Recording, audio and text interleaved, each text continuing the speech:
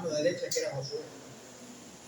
Sí recuerda cómo Josué hizo pedazos a espada al pueblo de Mané, pero porque Dios le daba a que ganara las batallas. Y de la misma manera, Dios nos dice: hoy estás pasando circunstancias difíciles, el enemigo te está atacando, no sé de qué manera te está atacando el enemigo. Si tienes una enfermedad incurable, no temas, porque Dios está contigo. Como estuvo con aquellas personas, Dios hoy en día puede estar contigo. Hay problemas en tu hogar, clama a Dios, ponlo en la mano de Dios. Recordemos, para Dios no es imposible. Dios obra de esta misma manera. Dios destruye al enemigo. Recuerden que si Dios es con nosotros, ¿quién contra nosotros? Tenemos que verdaderamente tomar en cuenta que no estamos solos. ¿Qué fue lo que dijo Jesús? Que no nos dejaría huérfanos, sino que dejaría al Espíritu Santo para que estuviera todos los días hasta el fin del mundo. Así que esa es la gran esperanza que tenemos, amados hermanos. Recordemos que la Biblia dice que el crecimiento de Israel no era físico ni numérico, porque Dios estaba trabajando en todo momento con ellos. Bien, vemos el ejemplo también de otro joven, un joven que fue el más pequeño de la familia, que estaban tomando un llamamiento a sus hermanos y él estaba siendo olvidado, pero Dios estaba trabajando con esta persona, y esta persona dice que fue conforme al corazón de Dios. Y estoy hablando de David. David fue un joven pastor de ovejas, pero Dios cómo trabajaba en el corazón de David también. David llegó a ser el mejor rey de Israel. David fue aquel hombre celoso que defendía a su rebaño capa y espada, lo defendía de la garra de los osos y de la garra de los leones. Dese cuenta cómo Dios trabajaba arduamente en David. Cuando el pueblo de Israel era oprimido por aquel enemigo gigante llamado Goliat, ¿acaso había un hombre entre el ejército que se atreviera a dar un paso enfrente y decir: yo voy a la batalla? No lo hubo.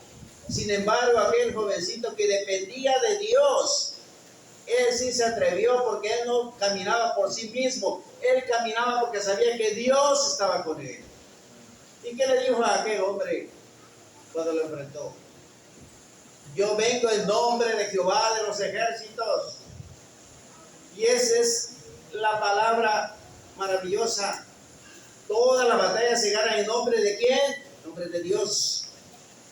¿Lo puede creer? Toda circunstancia difícil la podemos ganar en nombre de Dios. No hay nada que no podamos hacer. Si hay algo que tengo que hacer por mi persona, no lo voy a lograr. Pero en el nombre de Dios, no hay cosa imposible que no se pueda hacer. Y a qué voy a todo eso, vamos llegando poco a poco a donde quiero llegar.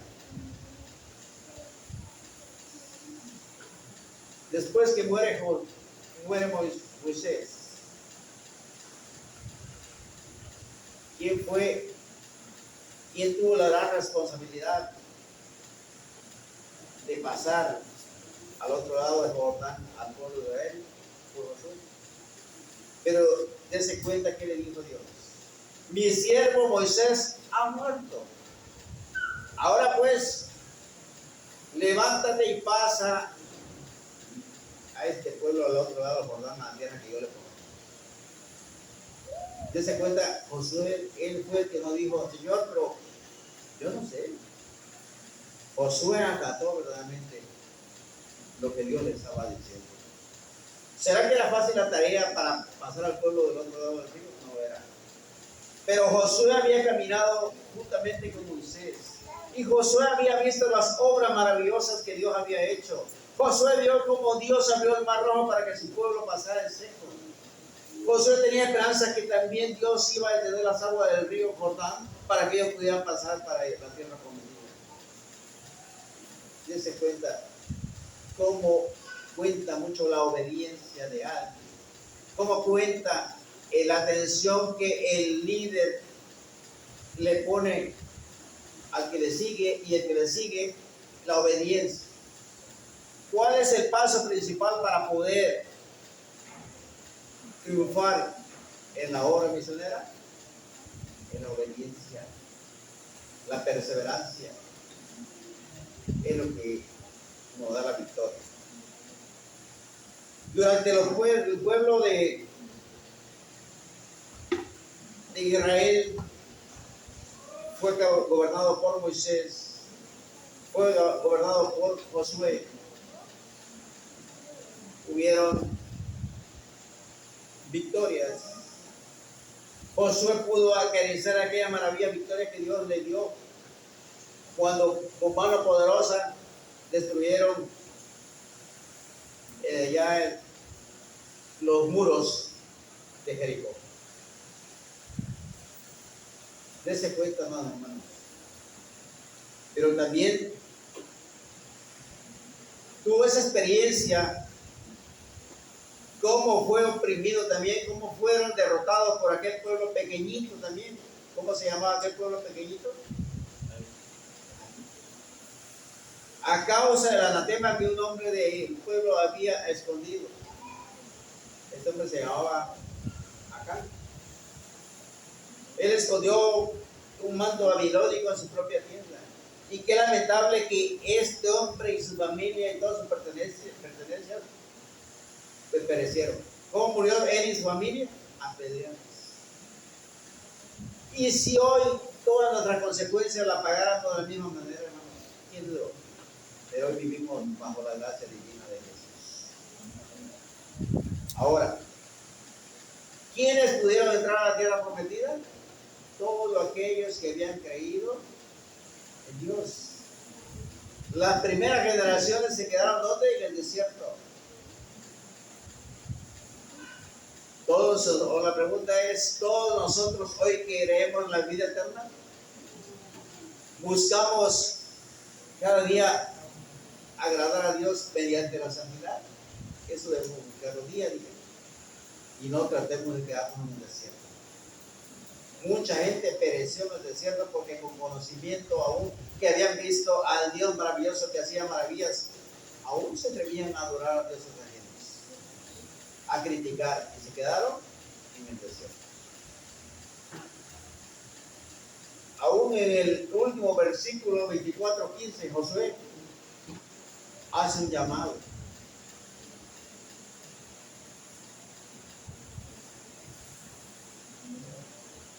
Cuando Josué era mayor de edad, él dijo, reunió a aquel grupo de personas y dijo: si mal os parece servir a Jehová, escogeos hoy a quién sirváis, si a los dioses a quienes sirvieron vuestros padres cuando estuvieron al otro lado del río, o a los dioses de los amorreos en cuya tierra habitáis. Bueno, allá ustedes si quieren seguir adorando a aquellos dioses que anteriormente sus antepasados adoraban, o la tierra que están esos dioses falsos. Pero esa es la clave que dijo Josué.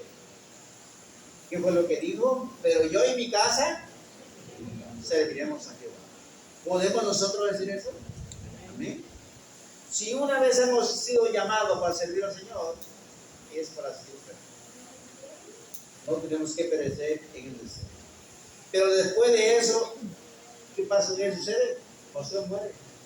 Y nace otra generación que definitivamente no conocieron a Dios. Ya no le mencionaban lo que Dios hizo. Ya no le mencionaron cómo Dios sacó a su pueblo de Egipto de la esclavitud.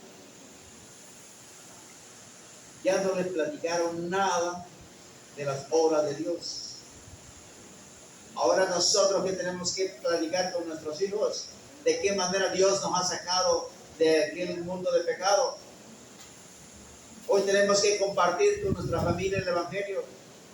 Hoy tenemos que exhortarlo a nuestros hijos a que busquen firmemente a Dios. Después de eso, ¿qué hubo? Hubieron problemas para el pueblo de Israel. El pueblo cayó en idolatría. El pueblo fue abandonado. Fue necesario buscar jueces. ¿Se acuerdan quién fue el primer juez de Israel?